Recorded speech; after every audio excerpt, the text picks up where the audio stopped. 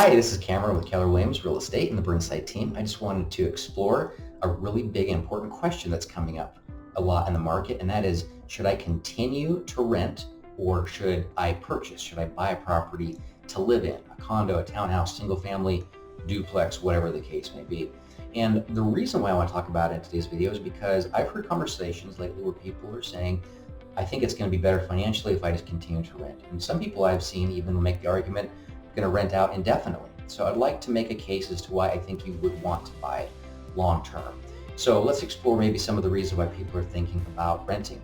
So when you rent, there are some advantages, of course. The first one is that in most cases, you're not typically having to pay for the repairs. So sprinkling systems having an issue or there's a leak in the roof, you don't generally, in a lot of leases, you don't generally have to pay for those things. In some cases you do, but not generally speaking. The other thing that's a real advantage for people is that they say, well, I'm going to be here for another 6 months, or I'm going to be here for a year, and at that end of that time period, I get to go wherever I want. So there's some more flexibility. You're not as tied into a property. So I think those are two of the biggest things. And then one of the other comments that I get is that, well, in some cases, because of what's been happening with interest rates, if I'm renting, I might be able to spend a little bit less per month, and then I can take that money and I can go and invest it. And over a long period of time, I'll make more money because I'll be investing the difference between a mortgage payment and a rent payment. So let's explore the other side of that conversation.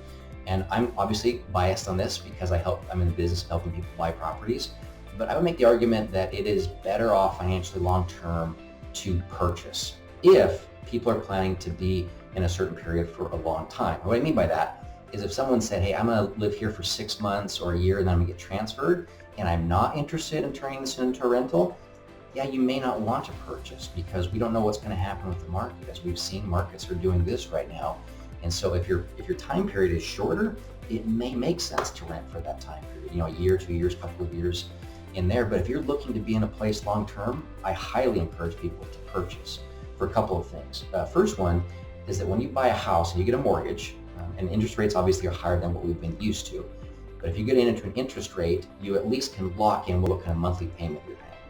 So if you're renting, our rents have been going up historically, and all of the indications with what's been happening in the market state that rents will continue to go up. So we will intend to see rental prices going up over the next several years, and it's not been easy, especially over the last couple of years.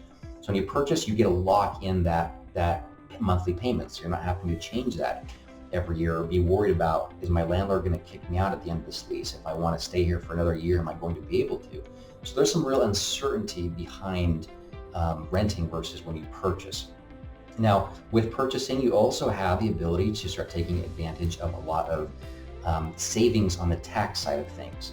So what I mean by that is if you are purchasing, you get to write off interest, you get to depreciate the property, you also get appreciation, you're paying off a mortgage. So there's a number of reasons why you would want to do that. And over the long period of time, if you take a look at people that have purchased versus people that have rented and just invested the difference, people that have purchased have by far and away had a greater net worth during that 5, 10, 15, 20 year period.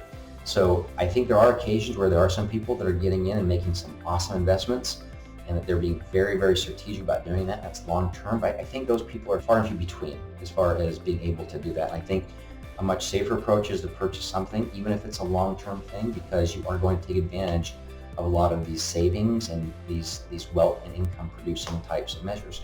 So I know I've kind of gone over a lot. I wanted to include this graphic here in our little video so you can kind of see, here's some numbers. Now this gets a little confusing. That's why I wanted to have the explanation there.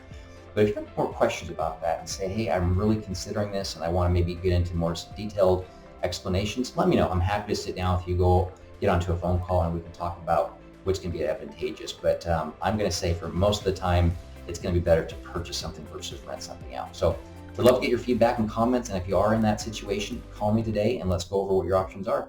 Thanks so much and have an awesome day. Bye.